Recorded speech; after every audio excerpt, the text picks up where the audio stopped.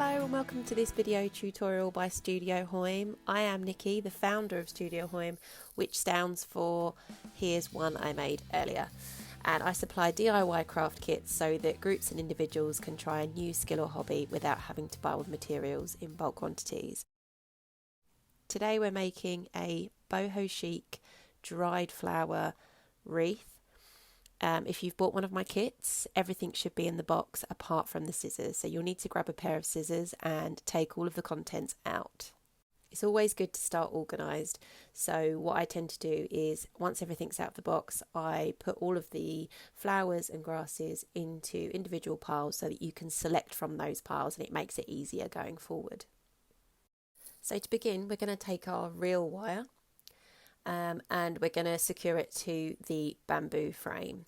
So all we need to do is wind the end around a couple of times around the frame, and then with the end of the reel wire you just want to twist it in on itself just so that it's nice and secure.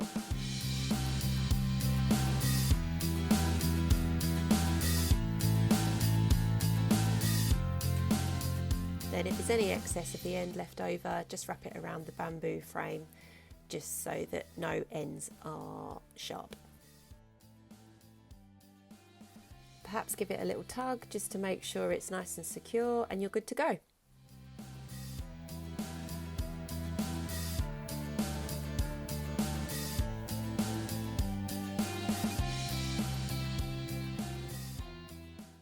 Okay, so the preserved eucalyptus, which is the green leafy foliage, this needs to be chopped down slightly because we don't need it in long lengths. We need them in approximately 10 to 15 centimetres in length. So you want to trim the stems from the main branch.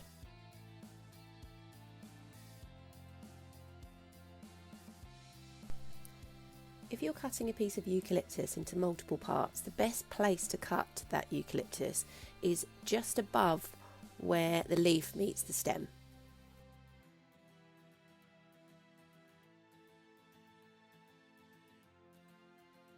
So using then your new eucalyptus stems and a variety of all the blooms and grasses that you've got in front of you,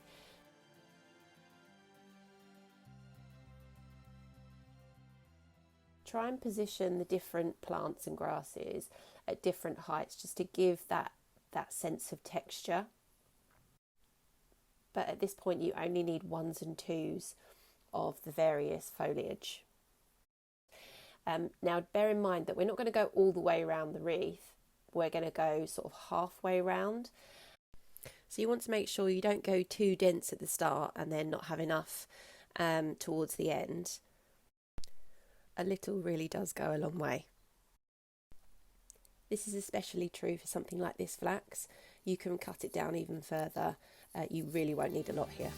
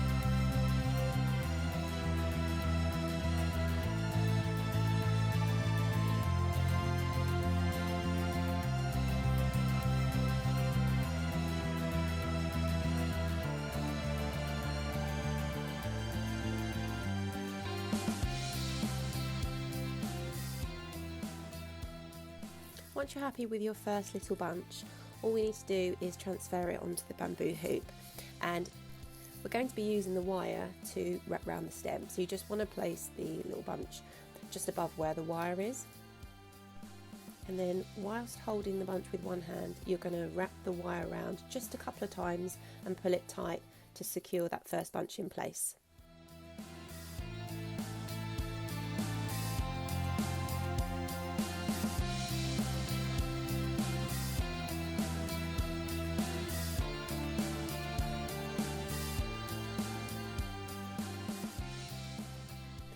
So as you secure each bunch, you just want to trim the stems off. And what I usually do is trim the stems in line with the hoop.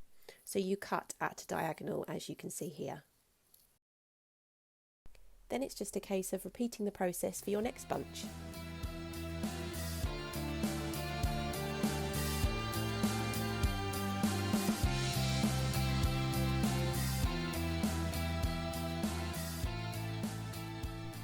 When you're ready to attach the next bunch to the wreath, the idea is that we cover the stems each time with the flower heads or the heads of the grasses. This just ensures that you don't get any gaps and your wreath feels really full all the way around. You can also make slight adjustments to the height by pulling on the stems just so that you get them just where you want them.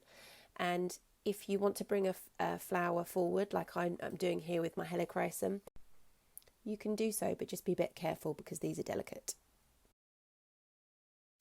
And the process starts again.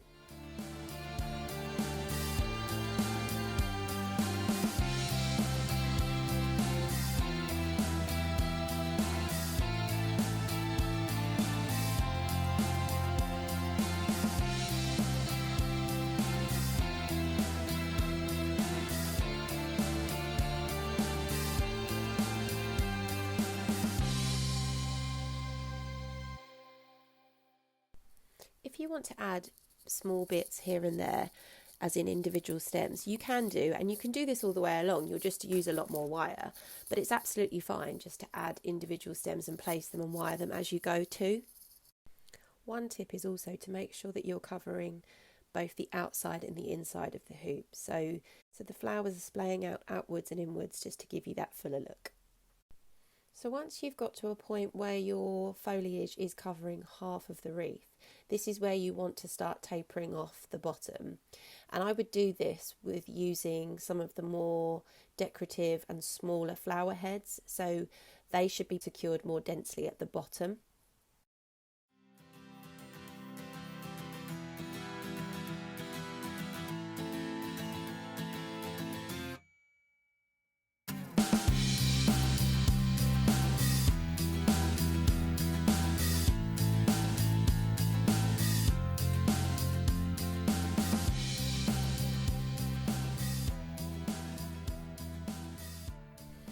Now every now and again, as with dried flowers, as they are dry, you may get a casualty where a flower head falls off because the stem has broken, because it's quite brittle.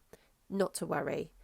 This is probably more likely to happen with something like helichrysum, but if it does, all you need to do is remember where you want to place it and glue it in place in the end.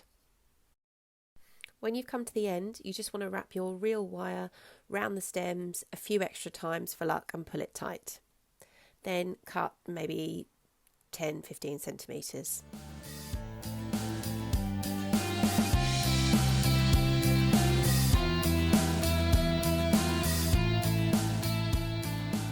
To tie off the wire, you just want to take the end and, as if it's like a needle and thread it through itself and pull a couple of times.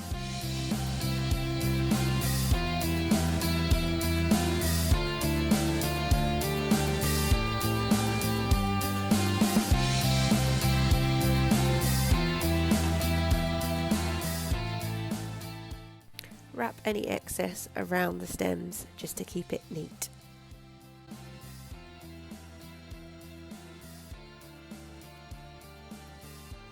There we go. You should have something that looks a little bit like this. All we need to do at this point now is to trim the stems at the bottom.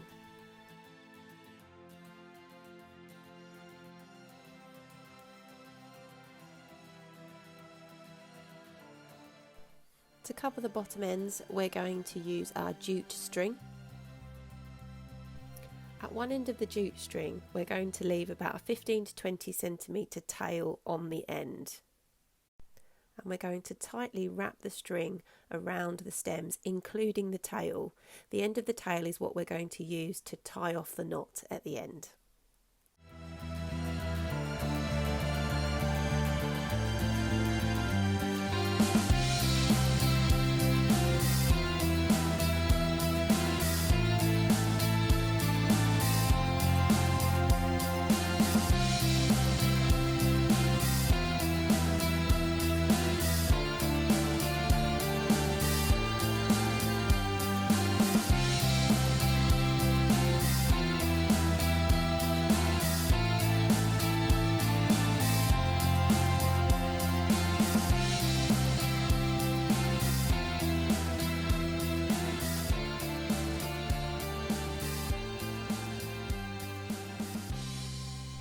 don't need to use all of the string, you just need to cover the stems and make the end neat.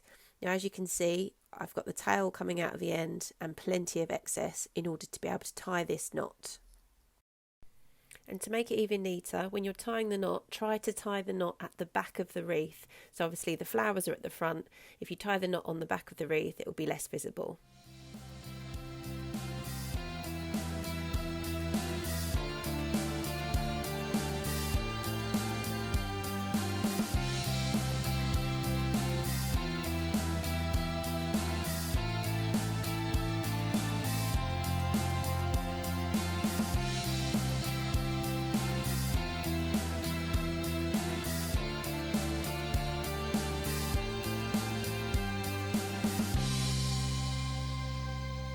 We just have one final thing left to do, and that is to attach more jute string so that you can hang it from your door.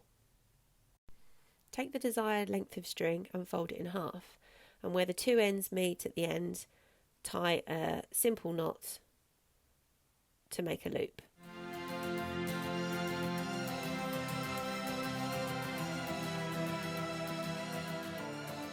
Attach this to the top of the wreath, putting the knotted end through the loop.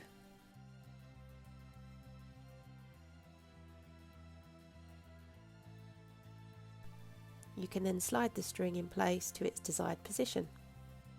Have a little play around with this because obviously one side is going to be heavier than the other. And hey presto, now all you have to do is stand back and admire your creation.